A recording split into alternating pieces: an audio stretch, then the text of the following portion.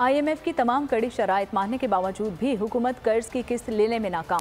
IMF का हट जायज़ और नाजायज़ मुतालिबा माना अवाम पर महंगाई के बम फोड़े, लेकिन हुकूमत के हाथ एक टका ना आ सका। हुकूमत को 80 रोज़ बाद भी एक मामूली किस्त का इंतजार है, लेकिन IMF को आलमी बैंक के 2 अरब और एशियाई बैंक के 90 करोड़ डॉलर की तौसीक दरकार है।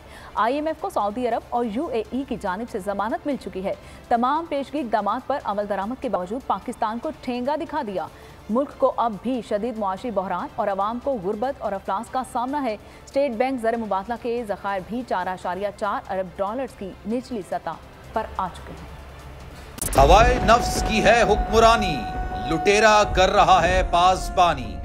बोल न्यूज के मार्केटिंग हेड आकाश राम ताहा लापता, तफ्तीशी इदारे जवाब देने से कासिर। अहले खाना परेशान, बेटे की जुदाई में माँ गम से निढाल। जो बच्चो हिंदू पर आए थे जो को पाकिस्तानी, मुझे मेहरबानी करे पंजो आकाश वापस कयो।